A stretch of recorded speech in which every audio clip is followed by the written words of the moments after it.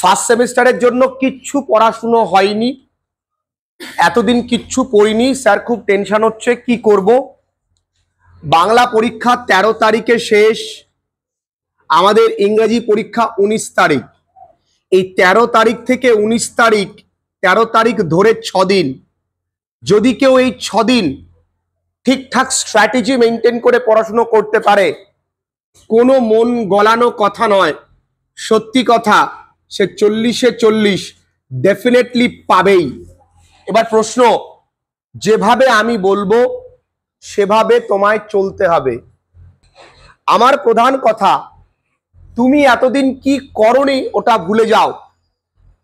Procrastination যেন তোমার মধ্যে না আসে। তুমি আজ থেকে শুরু করবে, এটা নিয়ে তুমি ভাবো। প্রথম কাজ, আমি যখন 13 তারিখ পড়তে বসবো, আমি ভীষণ কনফিউজড হব, কারণ আমি এতদিন পড়িনি। 3টে গ্রুপের স্টুডেন্টদের জন্যই আজকের ক্লাসটা ইম্পর্টেন্ট। কেউ কি একদমই পড়েনি, আছে তার সংখ্যা বেশি। কেউ আছে মোটামুটি গল্পগুলো জানি, অ্যাস্ট্রোলজার্স ডে, স্বামী অ্যান্ড মাদার ওয়ার্শিপ পড়িনি, ম্যাকবেথ আপনি পড়িয়েছিলেন অসাধারণ, অ্যাজ ইউ লাইক ইট দেখেছিলাম, ওয়াও আচ্ছা, কম্পোজড অফ এগুলো নাম জানে কিন্তু ডিটেল পড়েনি। কেউ কেউ আছে খুব ভালো করে পড়েছে। সবাইকে সেম স্ট্র্যাটেজি মেনটেন করতে হবে, একটা সুন্দর করে তোমার রোড ম্যাপ তৈরি করতে হবে। মন দিয়ে শুনবে, ফার্স্ট সেমিস্টার যেমন তেমন, তোমার ডেডিকেশন পড়াশুনোর প্রতি যদি না থাকে, সেকেন্ড সেমিস্টার কিন্তু ভীষণ ভয়ানক। কারণ ফার্স্ট সেমিস্টারে এমসিকিউ দিয়ে তোমাদের অভ্যাসটাকে খারাপ করে রেখেছে।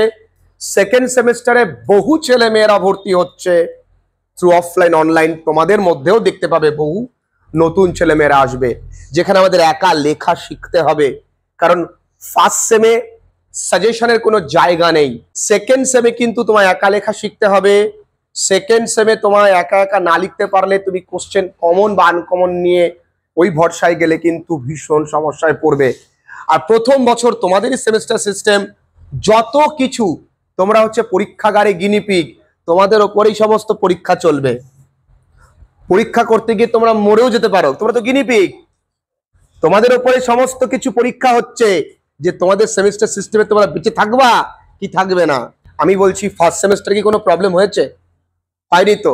সেকেন্ড সেমিস্টারে নিশ্চিত থাকো 1 ফোঁটা প্রবলেম হবে না বাবু। 28 তারিখ পরীক্ষা শেষ, 29 তারিখ আমাদের পড়া শুরু, এটা কিন্তু ভাবতে হবে। এটা না যে ফাইনাল পরীক্ষা শেষ হয়ে গেছে, 1 বছর খেটে ক্লান্ত বাবা, পরিশ্রম ভাবলে পরিশ্রম, স্টেট অফ মাইন্ড। আর পড়াশুনো করতে পরিশ্রম মনে হলে পড়াশুনো করে জীবনে সফলতা পাবা না। তাহলে ফার্স্ট সেমে স্ট্র্যাটেজি কেমন হওয়া উচিত? প্রথম 6 দিনে কি পড়বো আমাদের জানতে হবে যে বাবুয়া, 3টে গল্প, 3টে কবিতা, 3টে নাটক। বিশ্বাস করো 3টে নাটক 3 বেলায় হয়ে যায় কিনা। যদি মনে করি পরীক্ষার দিন এসেছি, আজকে ভালো লাগছে না, একটু চলো স্যারের কমেডি ক্লাসেস দেখি। 3টে নাটক যেটা করে দেখো, এখন সময় আছে, আগে একটা নাটক ভালো করে দেখে নিলে, নাটকের ওয়ান লাইনার পাঞ্চ ভালো করে দেখে নিলে, নাটকের ওয়ার্ড নোট এগুলো বাদ দেবে না। ওয়ার্ড নোট, কেউ যদি ভাষা জ্ঞান রাখো হবে না। আগে তাহলে কি করবে, নাটকের ভিডিও ক্লাসটা করবে। 2 নাম্বার কি করবে, ওয়ান লাইনার পাঞ্চ। 3 নাম্বার তোমাদের ওয়ার্ড নোট করবে, নাটকের ওয়ার্ড নোট। একটু মন দিয়ে বাবুরা, এই ওয়ার্ড নোট করার পর তোমাদের হাতে সময় থাকবে, তোমরা চেষ্টা করবে নাটকটাকে রিডিং পড়বার। যে টেক্সটটা আছে সেই টেক্সটটাকে প্রথম থেকে শেষ পর্যন্ত 2 থেকে 3 বার রিডিং পড়বে। আমি আশা করছি এক একটা নাটকে তোমাদের 1 ঘন্টা সময় লাগতে পারে। 1 ঘন্টা ক্লাস হয়ে গেল, কোনো চাপ নেই, উঠে গেলে। কারণ ওয়ান লাইনার যদি নাটকটা তুমি ভালো করে দেখতে পারো, ওয়ান লাইনার পাঞ্চ পড়তে বেশিক্ষণ সময় লাগবে না। আর ওয়ার্ড নোটস তুমি মুখস্থ করবে না তো, মনে রাখবে, কারণ অপশনস দিলে তোমার মনে পড়ে যাবে। এখানে তোমায় কিছু নিজে থেকে লিখতে হচ্ছে না, তুমি কি করছো, মনে করছো যে অপশন এটা। আচ্ছা, তাহলে সুবিধা রয়েছে, তোমাকে মুখস্থ করার কোনো জায়গা নেই। তাহলে ওয়ান লাইনার পাঞ্চ পড়লে, নাটকের ক্লাসটা ভালো করে দেখলে, আমাদের যে পিডিএফ রয়েছে তোমাদেরকেও প্রোভাইড করে দিয়েছি, বহু ছেলেমেয়েরা নিচ্ছে। সেই পিডিএফ এ সুন্দর করে ওয়ার্ড নোটস রয়েছে, সেই পিডিএফ এ সুন্দর করে বাংলা মানে রয়েছে, পিডিএফ এ সুন্দর করে ওয়ান লাইনার পাঞ্চ রয়েছে, সবকিছু কিন্তু রেডি করা রয়েছে। তাহলে 1 ঘন্টা একটা গেল। তুমি এক রাতে দুটো করো না, 3টে ভিডিওই কিন্তু দেখে ফেলবে। হয়তো টেক্সট পড়া একটা বাদ গেল, তুমি কি করলে পরের দিন সকালবেলায়, তাহলে প্রথম দিনের কাজ কমপ্লিট। তোমার নাটক কিন্তু শেষ, শুধু টেক্সট পড়াটা বাকি। তাহলে পরের দিন সকালবেলায় তুমি 2 নম্বর দিনে কি করলে, নাটকের একটা টেক্সট যেটা তুমি পড়তে পারোনি সেই টেক্সট একটু সকালবেলা উঠে পড়ে নিলে। কবার পড়বে? 3বার। 2বার 3বার পড়বে, ক্লিয়ারলি হয়ে যাবে। তাহলে নাটক নিয়ে চাপ নেই, নিশ্চিত থাকো। নাটকের কিন্তু কোথায় কত নম্বর থাকছে সেটাও আমি বলবো। নাটক ভিডিও ক্লাসেস করলে, 1 লাইনার পাঞ্চ পড়লে, ওয়ার্ড নোটস পড়লে আর কিচ্ছু লাগে না। তবু আমি কি বলবো, টেক্সটটা 1বার থেকে 2বার রিডিং করতে, বেশিক্ষণ লাগবে না। পরের দিন তোমার মেন কাজ কবিতা পড়া, পোয়েট্রি। তোমার মেন কাজ কি বাবুয়া? কবিতা পড়া। কবিতা কি কি আছে? কবিতা কি টেক্সট পড়তে সময় লাগবে? Composed upon Westminster bridge, second coming, আর হচ্ছে ব্যাঙ্গল সেলার। কবিতার টেক্সট পড়তে আমার সময় লাগবে? তাহলে আমার টেক্সট পড়তে হবে কিসে বাবু? নাটকে আর গল্পে। তাহলে আমার টেক্সট তো পড়তে হবে। তাহলে আমার কবিতার ইচ্ছে করলে একটা দুটো বেলায় আমার কবিতা কমপ্লিট হয়ে যায়। কবিতা কি করতে হবে? আগে রিডিং পড়তে হবে, ওয়ার্ড নোটস পড়তে হবে, বাংলা মানে প্রত্যেকটার কবিতার লেখানো আছে, আর 1 লাইনার পাঞ্চ। তাহলে বেঙ্গলি মিনিং কি বললাম? কবিতার বেঙ্গলি মিনিং, 1 লাইনার পাঞ্চ, আরেকটা কি বাবু বলো? আর ওয়ার্ড নোট। আর টেক্সট কিন্তু প্রথমে, তাহলে প্রথমে text, Bengali meaning, 1 liner punch, word notes. তাহলে কবিতা তো 3টে ইচ্ছে করলে একদম, যার কোনোদিন পড়া হয়নি ক্লাসটা রাখো, টেক্সটটা সামনে রাখো, দেখো পড়া হয়ে গেছে। কোনোদিন পড়িনি, দেখো। এরপরে আসছে মেন সমস্যার জায়গা, সেটা হচ্ছে প্রোজ। সবারই প্রবলেম হতে পারে, কিন্তু আমি বলবো হবে না। তাহলে আমার কদিন লাগলো? 2 দিনে শেষ হয়ে গেল তো। এখনো হাতে কদিন সময়? 4 দিন বাবুয়া। এইটা করা যাবে না যে আরে সময় তো আছে, কালকে পড়ে নেবো, আজকে ঘুমোই। গেল কাল কাল করতে করতে 4 মাস চলে গেছে কবেই, তুমি টেরটুকু পাওনি বাবু। তুমি ভাবছো এই 6 দিন নে কালকে করব, সময় পাবে না। কাজ করে নিয়ে, গুছিয়ে নিয়ে গল্প করো। আগে কাজটা সুন্দর করে গুছিয়ে নাও। বুঝতে পেরেছো? এবার তাহলে মেন জায়গা কি, এখানে কিন্তু এই প্রোজে একদিনে তুমি একটা করেই শেষ করো।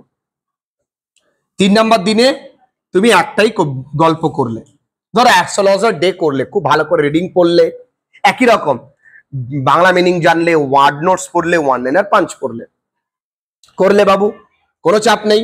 কাজ কিন্তু এখন অনেক আছে, কিন্তু ওই দিনে তোমায় কিন্তু এগুলো রিভিশন দিতে হচ্ছে। কিন্তু এগুলো কি করে রিভিশন দেবে? তোমার কাছে কোশ্চেন বাঞ্চ রয়েছে, তুমি সেই কোশ্চেন বাঞ্চের কোশ্চেনগুলো সলভ করবে। তুমি যদি একই পড়া বারবার পড়তে যাও, তুমি বোর ফিল করবে, এমনি তোমাদের ভালো লাগে না পড়তে। তাহলে এবার কি করলে? একটু গান, হালকা গান চালালে, ক্যান্ডি প ক্যান্ডি পু এরকম গান না, ভালো গান, রবীন্দ্রসঙ্গীত চালালে, চালিয়ে তুমি এমসিকিউ সলভ করলে। তোমার সলভ করা আছে, নিজে নিজে পরীক্ষা দিলে, 2-একটা কোশ্চেন সেট সলভ করলে, দেখলে তুমি কোথায় রয়েছো। ক্লিয়ার? কোশ্চেন সেট কোথায় আছে? কোশ্চেন বাঞ্চে মডেল কোশ্চেন সেট রয়েছে। কোনগুলোর করবে? কবিতার করবে আর নাটকে, তার সঙ্গে একটা গল্প সলভ হয়ে গেল। 4 নম্বর দিনে কি করে বাবু? আরো একটা গল্প, কোনটা? দ্য স্বামী অ্যান্ড মাদার ওরশিপ এর 1 শট ভিডিওস করিয়েছি, 1 শট ক্লাস করিয়েছি, একটা গল্পকে হাতের মুঠোয় নিয়ে এসেছি, ইম্পর্টেন্ট লাইন লেখানো রয়েছে। টেক্সটুকু তো পড়বো, বাংলা মানে তো জানবই। 2টো 1 শট ভিডিওস ক্লাসেস ভালো করে দেখবো। তোমাদের ক্লাসেস খুঁজতে অসুবিধা হলে তোমাদের যে চ্যানেল রয়েছে ফ্রেন্ডলি লার্নিং, সেখানে প্লেলিস্ট বলে ক্লাস 11 এর কিন্তু ক্লাস দেওয়া রয়েছে সুন্দর করে। আর অনলাইন ক্লাসের ছেলেমেয়েদের তো সাজানো রয়েছে, সেখানে গেলে তুমি পেয়ে যাবে। তাছাড়া যে কোনো কবিতা বা গল্প লিখলেই তোমরা এই লোকের চেহারাটা দেখলে বুঝতে পারবে যে আচ্ছা এটা এই লোকের ভিডিও। তাহলে 4 নম্বর দিনে কি হলো? দিনে হলো এইটা কি? স্বামী আর মাদার ওরশিপ। 24 ঘন্টায় বাবু একটা দিন হয়ে যাচ্ছে। তুমি কুম্ভকর্ণ 9 ঘন্টা ঘুমোলে, ক ঘন্টা সময় থাকে? 16 ঘন্টা। 6 ঘন্টা তুমি, ওগো কেমন আছো, তুমি এই 10 ঘন্টা তুমি পড়াশোনা করতে পারো না? ঠিক দরকার নেই এরকম লাইফের। 10 ঘন্টা যে নিজের ভালোর জন্য ভাবতে পারে না, তুমি নিজের জন্য না ভাবলে তোমার জন্য কেউ ভাববে না বাবু। তাহলে এই 10 ঘন্টা তুমি পারবে না? এক একটা গল্প পড়তে 5 ঘন্টা লাগে কি? লাগে না। স্যার পড়তে বসলে আমার উঠে যেতে মন চাচ্ছে, এগুলো হবে, এটা স্বাভাবিক। তোমার একা হচ্ছে না, তুমি উঠবে কেন? এটা তো তোমার সংযম। উঠে যেতে মন চাইছে, ঠিক আছে ওঠো, বই নিয়ে ওঠো। বই তার উঠবে না কোথাও, তুমি বই নিয়ে ওঠো, হাঁটো, হাঁটতে হাঁটতে পড়ো, দেখো ভালো লাগবে তোমার। স্যার আমার পড়তে বসতে পারছি না, বসতে তো কেউ বলেনি, তুই দাঁড়িয়ে পড়, তোকে তো বসতে শুয়ে পড়তে হবে না। তাহলে 4 নাম্বার দিন গেল বাবু।